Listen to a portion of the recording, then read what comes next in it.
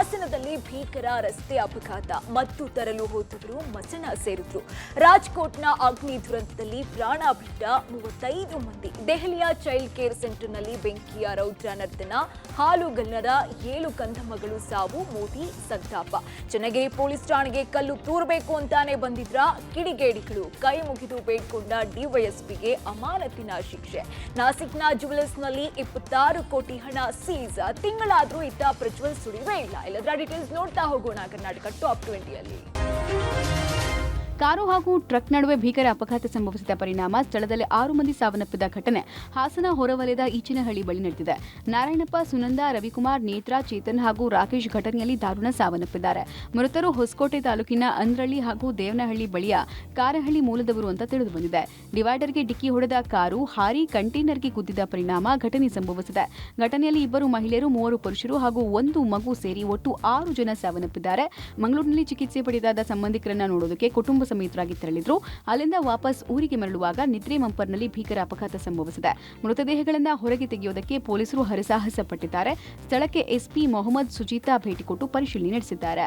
5:30 बेंगलुरु की तरफ से आ रहा था, मैंगलुरु जा रहा था मैं, और गाड़ी कार इधर से वो साइड से आई, जम हुई, हमारे ट्रक के ऊपर हुई.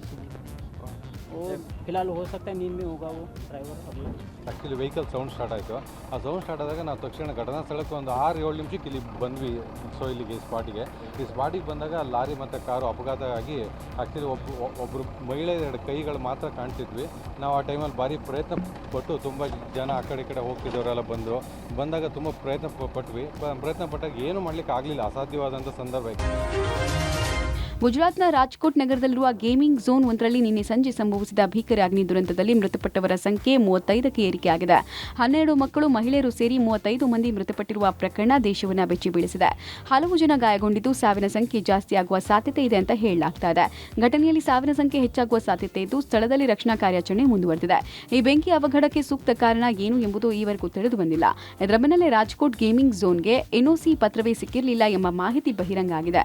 ಈ ನಡುವೆ ಗುಜರಾತ್ನ ಮುಖ್ಯಮಂತ್ರಿ ಭೂಪೇಂದ್ರ ಪಟೇಲ್ ಇಂದು ಘಟನಾ ಸ್ಥಳಕ್ಕೆ ಭೇಟಿ ಕೊಟ್ಟು ಮಾಹಿತಿ ಸಂಗ್ರಹ ಮಾಡಲಿದ್ದಾರೆ. ರಾಜ್ಕೋಟ್ ಅಗ್ನಿ ದುರಂತದಲ್ಲಿ ಮೃತಪಟ್ಟ ಕುಟುಂಬಸ್ಥರಿಗೆ ತಲಾ 4 ಲಕ್ಷ ರೂಪಾಯಿ ಪರಿಹಾರ ಹಾಗೂ ಗಾಯಾಳುಗಳಿಗೆ 50,000 ರೂಪಾಯಿ ಪರಿಹಾರವನ್ನು ಘೋಷಣೆ ಮಾಡಿದ್ದಾರೆ. ಪ್ರಕರಣದ ಕುರಿತು ಸಮಗ್ರ ತನಿಖೆ ನಡೆಸುವುದಕ್ಕೆ ವಿಶೇಷ ತನಿಖಾ ತಂಡವನ್ನು ರಚಿಸಲಾಗಿದೆ. ಕಾರ್ಯಾಚರಣೆ ಕ್ಷಿಪ್ರವಾಗಿ ನಡೆಸಿ ಅಗತ್ಯ ನೆರವು ಒದಗಿಸುವಂತೆ ಅಧಿಕಾರಿಗಳಿಗೆ ಸೂಚಿಸಲಾಗಿದೆ. ಗುಜರಾತ್ ಅಗ್ನಿ ದುರಂತದ ಬೆನ್ನಲ್ಲೇ ದೆಹಲಿಯಲ್ಲೂ ಭೀಕರ ದುರ್ಘಟನೆಯೊಂದು ನಡೆದಿದೆ. ಮಕ್ಕಳ ಆಸ್ಪತ್ರೆಯಲ್ಲಿ ಭೀಕರ ಅಗ್ನಿ ದುರಂತ ಸಂಭವಿಸಿದ್ದು 7 ಶಿಶುಗಳು ದುರ್ಮರಣಕ್ಕೆ ಈಡಾಗಿದ್ದಾರೆ. ದೆಹಲಿಯ ವಿವೇಕ್ ವಿಹಾರದಲ್ಲಿರುವ ನ್ಯೂಬಾರ್ನ್ ಬೇಬಿ ಕೇರ್ ಆಸ್ಪತ್ರೆಯಲ್ಲಿ ತಡರಾತ್ರಿ ಏಕಾಏಕಿ ಅಗ್ನಿ ಅವಘಡ ಸಂಭವಿಸಿದ್ದು ವೆಂಟಿಲೇಟರ್ನಲ್ಲಿದ್ದ ಮಗು ಸೇರಿದಂತೆ ಒಟ್ಟು 7 ಶಿಶುಗಳು ಸಾವನ್ನಪ್ಪಿದೆ. ಘಟನೆಯಲ್ಲಿ 12 ಶಿಶುಗಳನ್ನು ರಕ್ಷಿಸಲಾಗಿದೆ. 3 ಅಂತಸ್ತಿನ ಆಸ್ಪತ್ರೆಯಲ್ಲಿ ಬೆಂಕಿ ಕಾಣಿಸಿಕೊಳ್ತು. ನೋಡ್ತಾ ಇದ್ದ ಹಾಗೆ ಬೆಂಕಿಯ ಕೆನ್ನಾಲಿಗೆ ವ್ಯಾಪಿಸ್ತಾನೆ ಹೋಯಿತು. ತಕ್ಷಣ ಅಗ್ನಿಶಾಮಕ ದಳಕ್ಕೆ ಕರೆ ಮಾಡಿದ್ದು ಸ್ಥಳಕ್ಕೆ ಧಾವಿಸಿದ ಅಗ್ನಿಶಾಮಕ ದಳದ ಸಿಬ್ಬಂದಿ ಬೆಂಕಿ ನಂದಿಸೋಕೆ ಯತ್ನಿಸಿದ್ದಾರೆ. ಅಷ್ಟರಲ್ಲಿ ಬೆಂಕಿಯ ಜ್ವಾಲೆಗೆ 7 ಜನ ಶಿಶುಗಳು ಬಲಿಯಾಗಿದ್ದಾರೆ. ಉಳಿದ ಮಕ್ಕಳನ್ನು ರಕ್ಷಿಸಲಾಗಿದೆ. ಇನ್ನು ಘಟನೆಯಲ್ಲಿ ಇನ್ನೂ ಹಲವು ಮಕ್ಕಳು ಗಾಯಗೊಂಡಿದ್ದು 5 ಶಿಶುಗಳ ಸ್ಥಿತಿ ಗಂಭೀರವಾಗಿದೆ.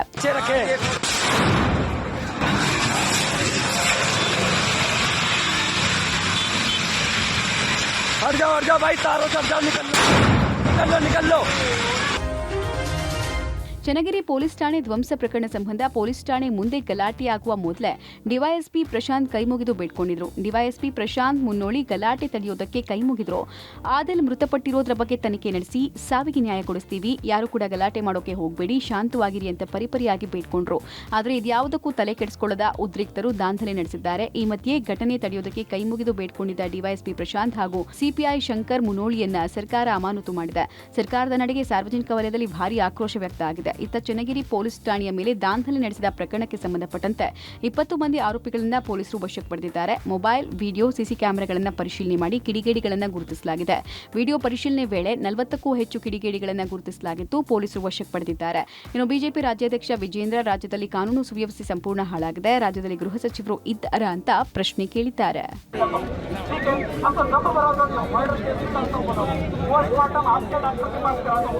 वो गाड़ी के ऊपर एक भी खत्म नहीं बोल रहा हूँ. वो क्या हुआ है वो डॉक्यूमेंट सर्टिफाई करेगा मैं इसके अलावा मैं क्या बताऊँ. अगर कोई नहीं मारा है तो मैं किसकी नाम बताऊँ. मैं बोलता हूँ मैं मारा हूँ बोलता हूँ. अगर कोई मारा नहीं बोले तो मैं किसकी नाम बताने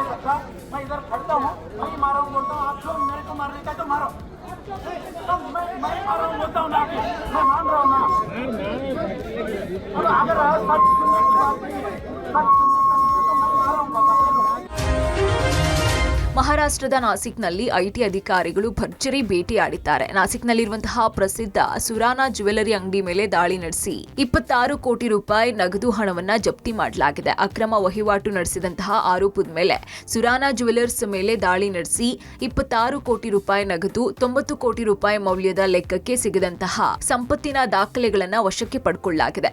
ಇನ್ನು ನಗದು ಹಣವನ್ನ ಹಲವು ಚೀಲಗಳಲ್ಲಿ ತುಂಬಿ ಇಡಲಾಗಿತ್ತು. ಐಟಿ ಅಧಿಕಾರಿಗಳು ಕಚೇರಿಗೆ ತಂದು ನೋಟಿನ ಕಂತೆಗಳನ್ನ ಜೋಡಿಸ್ತಾ ಇರುವಂತಹ ದೃಶ್ಯ ಈಗ ಸೋಷಿಯಲ್ ಮೀಡಿಯಾದಲ್ಲಿ ಸಿಕ್ಕಾಪಟ್ಟೆ ವೈರಲ್ ಆಗಿದೆ.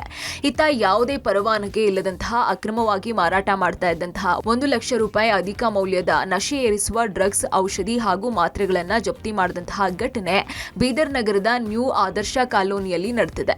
ಇನ್ನು ಮನೆಯಲ್ಲಿ ಅಕ್ರಮವಾಗಿ ಮಾರಾಟ ಮಾಡೋದಕ್ಕೆ ಸಂಗ್ರಹಿಸಿಟ್ಟಿದ್ದಂತಹ ನಶೆ ಏರಿಸುವ ನಾರ್ಕೋಟಿಕ್ ಔಷಧಿ ಹಾಗೂ ಮಾತ್ರೆಗಳನ್ನ ಬೀದರ್ ಪೊಲೀಸರು ಕಾರ್ಯಾಚರಣೆ ಮಾಡಿ ಜಪ್ತಿ ಮಾಡಿಕೊಂಡಿದ್ದಾರೆ. ಹಾಸನ ಸಂಸದ ಪ್ರಜ್ವಲ್ ರೇವಣ್ಣ ಪೆನ್ಡ್ರೈವ್ ಪ್ರಕರಣ ದಿನೇ ದಿನೇ ರಾಜಕೀಯ ತಿರುವು ಪಡ್ಕೊಳ್ತಾ ಇದೆ. ಆದರೆ ಪ್ರಜ್ವಲ್ ವಿದೇಶಕ್ಕೆ ಹಾರಿ 1 ತಿಂಗಳು ಕಳೆದಿದೆ. ಈ ಮಧ್ಯೆ ವಿಚಾರಣೆಗೆ ಹಾಜರಾಗುವಂತೆ ಎಸ್ಐಟಿ ತನಿಖಾ ತಂಡವು ನೋಟಿಸ್ ಮೇಲೆ ನೋಟಿಸ್ ಕೊಟ್ಟರು. ಪ್ರಜ್ವಲ್ ಮಾತ್ರ ಡೋಂಟ್ ಕೇರ್ ಅಂತಿದ್ದಾರೆ. ಅಲ್ಲದೆ ಯಾವ ನೋಟಿಸ್ಗೂ ಪ್ರಜ್ವಲ್ ಕಡೆಯಿಂದ ಯಾವುದೇ ರಿಪ್ಲೈ ಬಂದಿಲ್ಲ.